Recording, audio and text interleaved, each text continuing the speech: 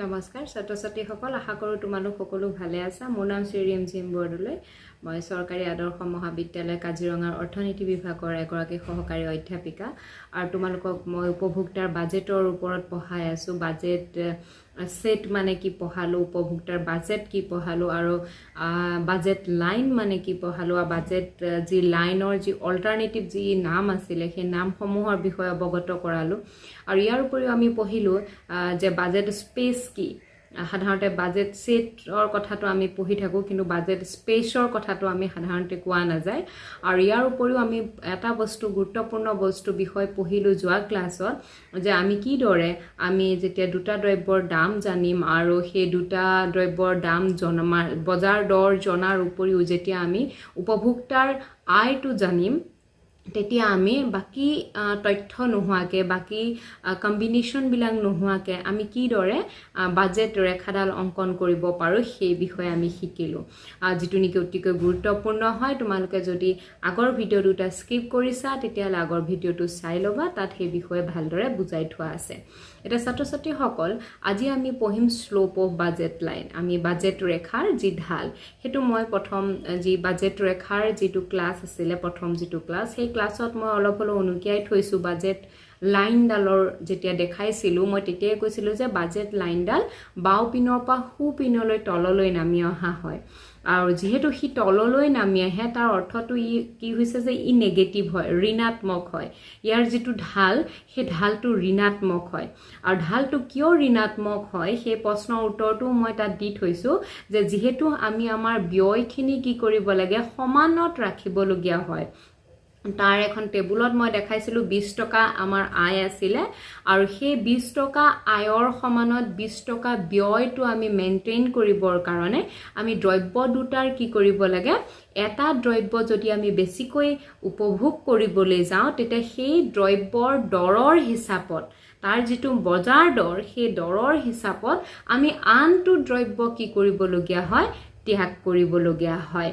কাৰণ দামৰ ওপৰত ভিত্তি কৰি আমি কি কৰিবলগীয়া হয় ত্যাগ কৰিবলগীয়া হয় আৰু হেতু কাৰণে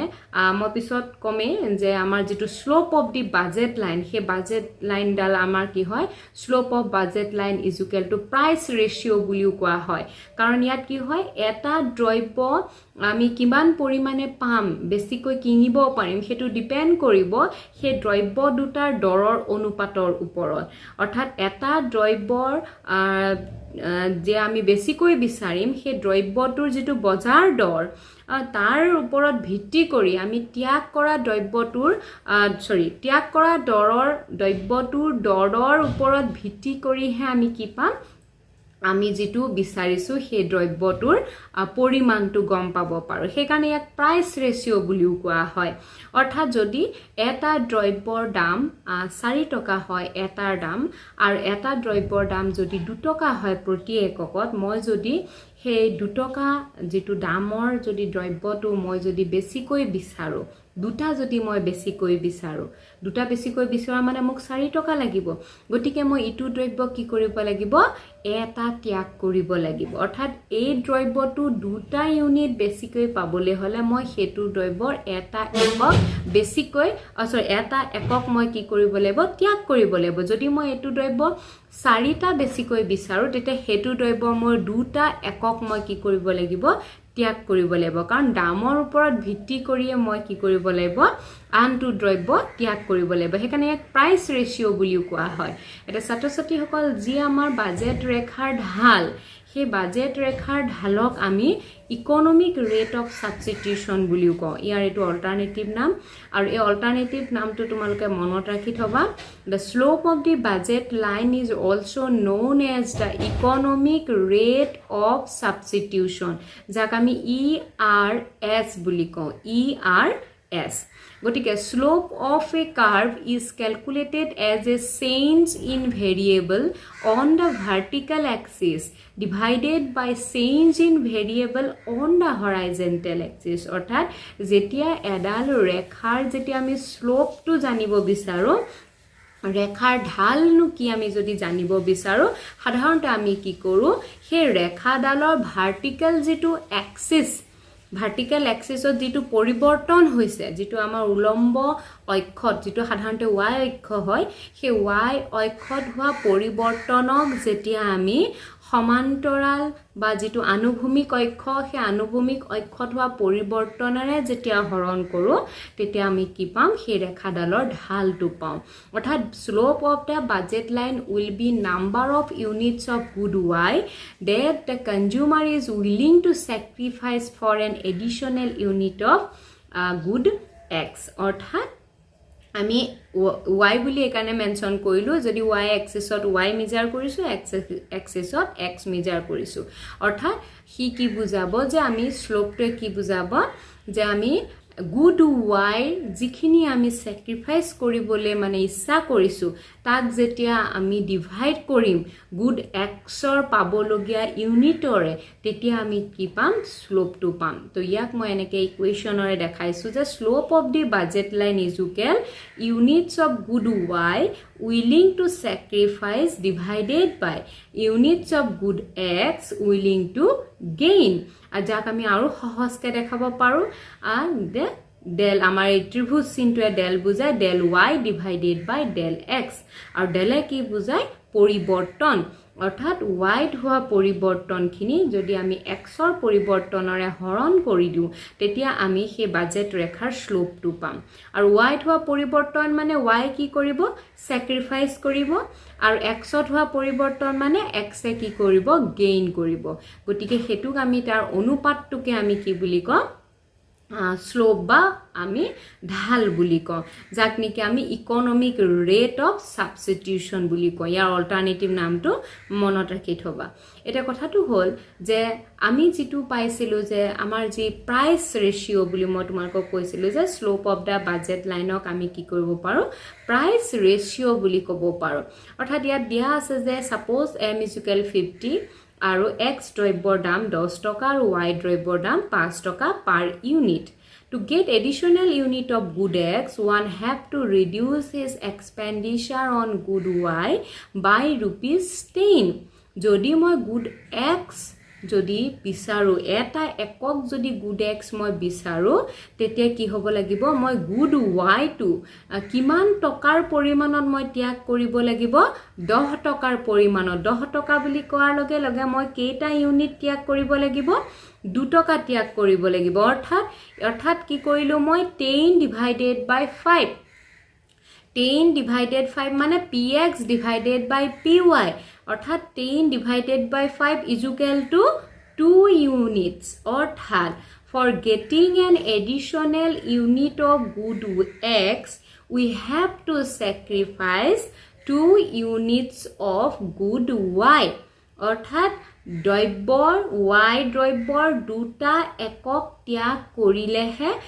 x দ্ৰব্যৰ এটা একক আমি পাব পাৰো অৰ্থাৎ ইয়াত x দ্ৰব্যৰ আমাৰ ইয়াত দামটো দিয়া আছে 10 টকা আৰু y দ্ৰব্যৰ দাম দিয়া আছে 5 টকা গতিকে আমি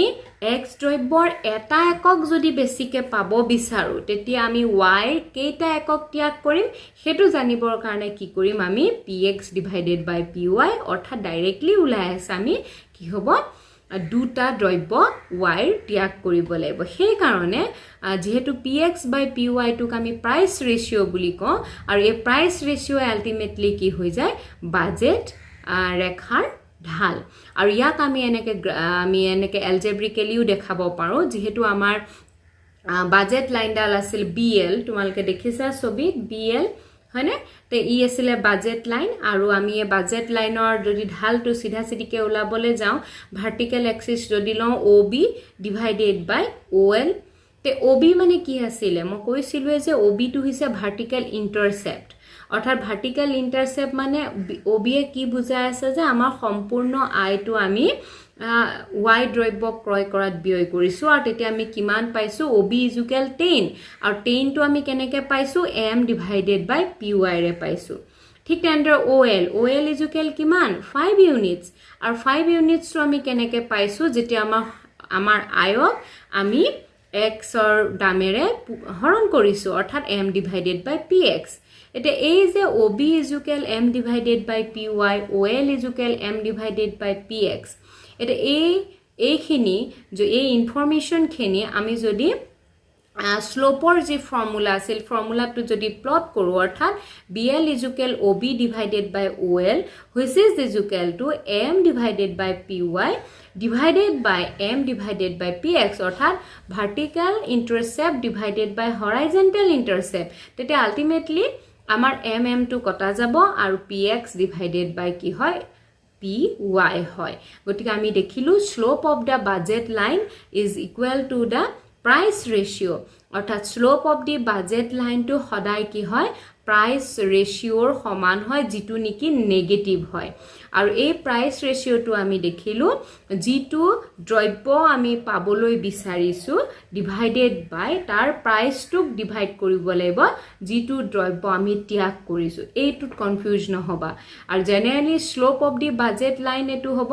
del x divided del y divided by del x অৰ্থাৎ y দ্ৰব্যটো আমি ত্যাগ কৰিছো কি পাবৰ কাৰণে x দ্ৰব্য পাবৰ কাৰণে হেতু কাৰণে del y divided by del x হয় আৰু প্ৰাইস ৰেশিওটো কি হয় যেহেতু আমি দামটো কৰো অৰ্থাৎ এতিয়া আমি px ডিভাইডেড বাই py কিয় হৈছে কাৰণ আমি y কেটা ত্যাগ কৰিলে আমি x পাম হেতু জানিবৰ কাৰণে x ৰ দামটোক y ৰ দামেৰে কি কৰিব লাগিব হৰণ কৰিব লাগিব গতিকে কি হয় আমাৰ স্লোপটো কি হ'ব px ডিভাইডেড বাই py গতিকে ছাত্ৰ ছাত্ৰীসকল যি বাজেট ৰেখাৰ স্লোপ এটোৰ ওপৰত যথেষ্ট প্ৰশ্ন আহে যাক আমি ইকোনমিক ৰেট অফ সাবস্টিটিউশন বুলি কওঁ আৰু স্লোপ মনত ৰাখিবা সদায় নেগেটিভ হয় কাৰণ এডাল তললৈ নামি অহা হৈছে আৰু এই স্লোপটো আমি ডাইৰেক্টলি উলাব পাৰো যে আমি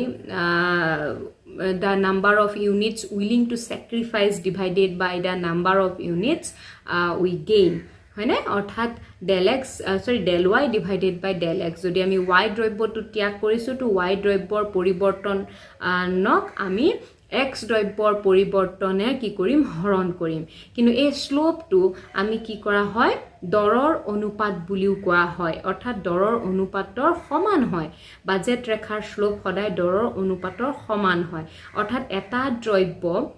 আমি কিমান পৰিমাণে ত্যাগ কৰিম হেতু ডিপেন্ড কৰি থাকিব আনটো দ্ৰব্যৰ দৰৰ আৰু ত্যাগ কৰা দৰৰ অনুপাতৰ ওপৰত অৰ্থাৎ আমি যেটো পাইছিলো ₹10 ডিভাইডেড বাই 5 ইজুকেল আমি 2 অৰ্থাৎ আমি এটো পাইছিলো যদি মই x দ্ৰব্যৰ এটা একক যদি বেছিকে কিনিবলৈ যাও তে মই y দ্ৰব্যৰ দুটা একক কি কৰিব লাগিব ত্যাগ কৰিব লাগিব গতিকে ছাত্ৰ ছাত্ৰী সকল slope of the budget line always equal to the price ratio and it is negative ঠিক আছে তো এই কোনটা মই আৰু এটা সৰু কনসেপ্ট তোমালোকক বুজাই দিও হেতু হৈছে বাজেট কনস্ট্ৰেইন্ট বুলিও এটা প্ৰশ্ন আহে তে বাজেট কনস্ট্ৰেইন্ট মানে বাধা যেটো আমি কওঁ হেনে বাধ্যবাধকতা কনস্ট্ৰেইন্ট বা সীমাবদ্ধতা বুলি কওঁ তে বাজেটৰ সীমাবদ্ধতা কি তে বাজেটৰ সীমাবদ্ধতাটো কোনে দেখায় বাজেট ৰেখাই দেখায় সিম্পল কথা অৰ্থাৎ বাজেট ৰেখাই কি দেখায় বাজেটৰ সীমাবদ্ধতা দেখায় ইয়াৰ সীমাবদ্ধতাটো কি যে ই কি কৰিব নোৱাৰে বাজেটতকৈ বেছি যদি খৰচৰ পৰিমাণ আছে তে সেইখিনি কম্বিনেশন ই ক্ৰয় কৰিব নোৱাৰে অৰ্থাৎ it refers to all possible combination of goods that someone can afford given the prices of goods when all income is spent গতিকে এটো কথা মনত ৰাখিবা বাজেট কনস্ট্ৰেইন্ট টু কোনে দেখায় বাজেট লাইনে দেখায় অৰ্থাৎ বাজেট সেটটো নহয় কিন্তু ইয়াত ই এটো কোৱা নাই যে all possible combination that a consumer can purchase ই কৈছে যে all possible combinations that can someone afford given the prices of the goods when all income is spent অৰ্থাৎ ব্যক্তিজনৰ সকলোবোৰ আয় কি হ'ব লাগিব খৰচ কৰিব লাগিব ব্যয় কৰি পালে যিখিনি তেওঁ কম্বিনেশন তেওঁ কিনিব পাৰিব সেই কম্বিনেশন খিনিকে বাজেট কনস্ট্ৰেইন্টে দেখায় একদম সিম্পলি যদি মই ক'বলৈ যাওঁ বাজেট ৰেখাৰ ইকুৱেশনটো যদি বাজেট কনস্ট্ৰেইন্টৰ সমীকৰণ বিচাৰে তেতিয়া বাজেট ৰেখাৰ ইকুৱেশনটোৱে বাজেট কনস্ট্ৰেইন্টৰ সমীকৰণ হয় অৰ্থাৎ m p1x1 p2x2 অৰ্থাৎ ই সেইখিনি কম্বিনেশনক দেখায় যিখিনি কম্বিনেশন যদি ক্ৰয় কৰিবলৈ যাওঁ আমাৰ আয়টো ব্যয়ৰ সমান হৈ যায় অৰ্থাৎ ই আমাৰ আয় সম্পূৰ্ণৰূপে খৰচ হ'ব পৰা সেই কম্বিনেশ্যনখিনিক বাজেট যি সীমাবদ্ধতাই প্ৰতিনিধিত্ব কৰে, বাজেট কনষ্ট্ৰেইণ্ট। গতিকে ছাত্ৰ ছাত্ৰীসকল তোমালোকে এই কথাটো মনত ৰাখিবা, কাৰণ বাজেট কনষ্ট্ৰেইণ্ট লৈ বহুতৰ এইটো কনফিউজন দেখা যায় যে বাজেট কনষ্ট্ৰেইণ্টক বহুতে বাজেট ছেটটো বিষয়েও কৈ দিয়ে, কিন্তু বাজেট ছেট নহয়, বাজেট ছেট আৰু বাজেট স্পেচ সেইটো বেলেগ। বাজেট লাইনডালে বাজেট কনষ্ট্ৰেইণ্টটো দেখায়, অৰ্থাৎ সেইখিনিক দেখাব যিখিনি ক্ৰয় কৰিব গ'লে আমাৰ সম্পূৰ্ণ আয়টো ব্যয় হয়, আৰু ই ওপৰৰখিনি কম্বিনেশ্যন যিখিনি আনএটেইনেবল হয় সেইখিনিতো সি কি কৰিব নোৱাৰে, কাভাৰ কৰিবই নোৱাৰে। আৰু ইয়াৰ ইকুৱেশ্যন কোনটো বুলি ক'লে বাজেট কনষ্ট্ৰেইণ্টৰ যিটো ইকুৱেশ্যন সেইটো কি হ'ব, বাজেট লাইনৰ ইকুৱেশ্যনৰ সৈতে সমান হ'ব। গতিকে এইটো কথা মনত ৰাখিবা। আৰু ইয়াৰ পিছত আমি পঢ়িব লাগিব বাজেট ৰেখাৰ এটা বিষয় পঢ়িব লাগিব, ট্ৰেড অফ কাৰ্ভ। অৰ্থাৎ আমাৰ যি বাজেট লাইনক আমি বাজেট লাইনডালক আমি ট্ৰেড অফ কাৰ্ভ বুলিও ক'ব পাৰোঁ। ট্ৰেড অফ কাৰ্ভ বুলি কোৱা হয়। ট্ৰেড অফ কাৰ্ভ বুলি কিয় কোৱা হয়? এইকাৰণে কোৱা হয়, যদি মই একদম সহজকৈ কথাটো ক'বলৈ যাওঁ, কাৰণ আমি এটা দ্ৰব্য যদি ক্ৰয় কৰিবলৈ যাওঁ, এটা দ্ৰব্য যদি বেছিকৈ বিচাৰোঁ, তেতিয়া আমি আনটো দ্ৰব্য সেই দৰৰ হাৰত আমি ত্যাগ কৰিব লাগিব। সেইটো যদি আমি ত্যাগ নকৰোঁ তেতিয়াহ'লে আমি আনটো দ্ৰব্য কি কৰিব নোৱাৰোঁ, বেছিকৈ পাবও নোৱাৰোঁ। গতিকে that is the trade off, অৰ্থাৎ আমি এটা দ্ৰব্য ত্যাগ কৰাৰ কাৰণেহে আমি আনটো দ্ৰব্য কি হৈছে পাব পাৰিছোঁ। তো এইকণতে তোমালোকক এটা ফৰ্মুলা ইয়াত মই দেখাইছোঁ, অৰ্থাৎ যিটো আমাৰ বাজেট লাইনৰ ফৰ্মুলা, সেই বাজেট লাইনৰ ফৰ্মুলাৰ পৰাই আমাৰ ট্ৰেড অফ বা যিটো আমি মাৰ্কেট ৰেট অফ এক্সচেঞ্জ কওঁ সেইটো ইয়াত উলিয়াই দিয়া হয়। চিম্পল কথা, বেলেগ একো নহয়, নামখিনি খালি বেলেগ বেলেগ। যে বাজেট লাইনক কিয় ট্ৰেড অফ কাৰ্ভ বুলি কোৱা হয় এনেকৈও সুধি দিব পাৰে পৰীক্ষাত। তো সেইকাৰণে মই তোমালোকক বুজাই থওঁ যে বাজেট লাইনডালক আমি ট্ৰেড অফ কাৰ্ভ বুলি কেনে কওঁ, ট্ৰেড অফ কাৰ্ভ বুলিও ক'ব পাৰে বা মাৰ্কেট ৰেট অফ এক্সচেঞ্জ বুলিও ক'ব পাৰে। তো এক্সচেঞ্জ শব্দটো এইকাৰণে আহিলে কাৰণ আমি এটাৰ সলনি আন এটা এক্সচেঞ্জ কৰিছোঁ, তেহে আমি এটা বস্তু বেছিকৈ পাবলৈ সক্ষম হৈছোঁ। অৰ্থাৎ মই যদি আজি এক্স দ্ৰব্যটো বেছিকৈ বিচাৰোঁ, তেতিয়া মই ৱাই দ্ৰব্যটো কি কৰিব লাগিব, এক্স দ্ৰব্যৰ দৰৰ হিচাপত মই ৱাই দ্ৰব্যটো ত্যাগ কৰিব লাগিব।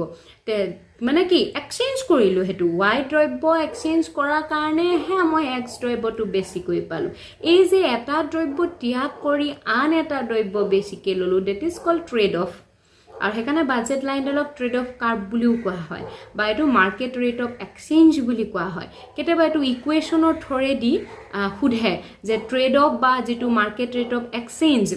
সেইটো দেখুৱাবলৈ। তো তোমালোকে কি কৰিবা, বাজেট যিটো লাইনৰ যিটো ইকুৱেশ্যন, সেই লাইনৰ ইকুৱেশ্যনটো প্লট কৰিবা। তো ইয়াত চোৱা তোমালোকে যে এম ইজুকেল পি এক্স, ইয়াত মই পি এক্স বুলি মেনশ্যন কৰিলোঁ কাৰণ গুড এক্স, ইয়াত মই P1 বুলি দিয়া নাই, PX বুলি দিছোঁ, প্লাছ PY কেপিটেল PY, হয়নে? অৰ্থাৎ এক্স দ্ৰব্যৰ দামটো PX হিচাপে বুজাইছোঁ, ৱাই দ্ৰব্যৰ দামটো PY। এতিয়া কি কৰিলোঁ, মই আমাৰ যিটো PX PYটো সেইটো মই এমৰ পিনে অৰ্থাৎ লেফ্ট হেণ্ড ছাইডলৈ লৈ আনিলোঁ। গতিকে কি হৈ গ'ল, M minus PX X equal PY capital Y, ঠিক আছে? আৰু এতিয়া কি কৰিলোঁ মই, নেক্সট মই কৰিলোঁ যে আমাৰ যি PY অৰ্থাৎ ৱাই দ্ৰব্যৰ যিটো দাম, সেই দামেৰে মই লেফ্ট হেণ্ড ছাইডটো কি কৰিছোঁ, ডিভাইড কৰিছোঁ। PYটো মই ইপিনে লৈ আনিলোঁ, অৰ্থাৎ লেফ্ট হেণ্ড ছাইডলৈ লৈ আনিলোঁ। তো কি হৈ গ'ল, M ডিভাইডেড বাই PY। M ডিভাইডেড বাই PYটো বেলেগ একো নহয়, এইটো ভাৰ্টিকেল ইণ্টাৰচেপ্ট হয়। ভাৰ্টিকেল ইণ্টাৰচেপ্ট কোনটোৰ ক্ষেত্ৰত হয়, ৱাই এক্সিছ, অৰ্থাৎ এইটো কি হৈ যাব, উলম্ব ছেদক M ডিভাইডেড বাই PY মাইনাছ PX বাই PY। PX বাই PYটো কি, অলপ আগতে মই কৈছিলোঁ এইটো প্ৰাইচ ৰেচিঅ' হয়, এইটো price ratio' X equal Y। তো ইয়াত কি হয়, সেই যে M ডিভাইডেড বাই PY যাক আমি ভাৰ্টিকেল ইণ্টাৰচেপ্ট বুলি কওঁ, আৰু PX বাই PY যিটো নেকি আমাৰ কোএফিচিয়েণ্ট হয় এক্সৰ যিটো কোএফিচিয়েণ্ট বুলি কওঁ আমি PX বাই PY, ইয়াকে কোৱা হয়